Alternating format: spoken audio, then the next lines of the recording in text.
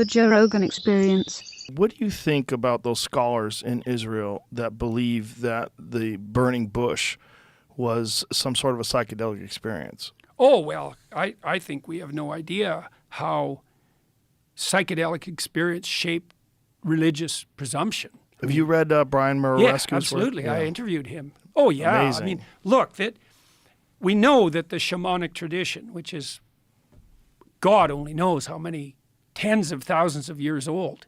Might be, is it millions of years old? Maybe. Human beings have been using fire for 2 million years. It could be really, really old.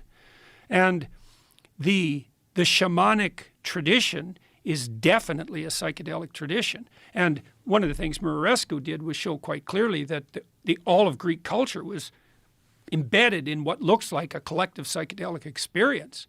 And so, yeah, I think the evidence, like Mircea Eliade, a great religious scholar, studied shamanism, and he thought that the use of psychedelics was a degeneration of the original tradition. But I don't think that's true at all. I think that the psychedelic tradition is part and parcel of the universal religious heritage of mankind. And I don't know what that means. I've talked to people like Robin Carhart Harris, who studies the neurology of psychedelic experience, and he said that what it does is produce something akin to a hyper stress experience. So imagine you're extremely stressed, like your life's in danger. And so you have to open yourself up to the possibility of radically new ideas. Well, a psychedelic substance puts you in that state of mind. And so that can be hellish, because you can collapse into like a catastrophic fight or flight defensive response, and magnified by the hallucinogen, then you're just in hell. But that isn't the only necessary outcome.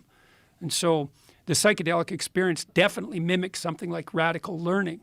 And it also seems to reduce the effect of memory on perception. Because most of what you see in the world is memory. It's just that's why, when you look at a printed word, you read the word. You can't not read the word. And that's because you see in the memory. You're not seeing, like when I look at the sign behind you, I'm not lost in the yellow and the details. I see the Joe Rogan Experience, right? It's part and parcel of the perception. It's all memory. What a psychedelic does in part is remove the inhibition of memory from perception. And that re-immerses you in the complex world and shows you how remarkable and beyond comprehension everything really is. That's real. But the question is what to do with that. Timothy Leary, his doctrine was turn on, tune in, drop out.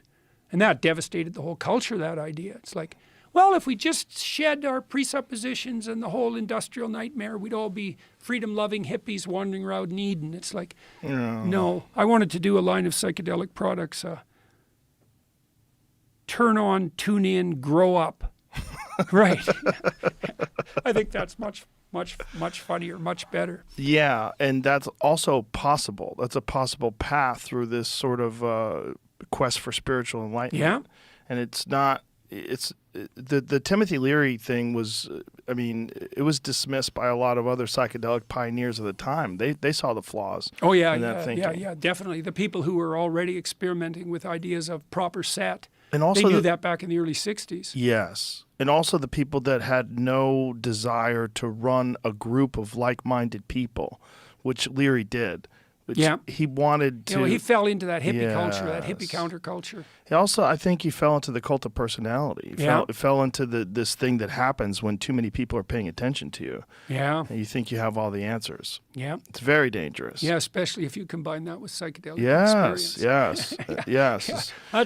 That turns out to be a problem. Right, and the intoxicating grip of that, the power that you have over these people, which is it's unavoidable. And if you are a guru, air quotes, and you're the person doing that, like how many of them just start cults, and how many of them, it winds up being sexual. Well, Jung was asked once to comment on psychedelic experience. I think he was asked about what Huxley was doing, and Jung's answer was, beware of unearned wisdom. Right. Very smart. Very smart. Very, very smart.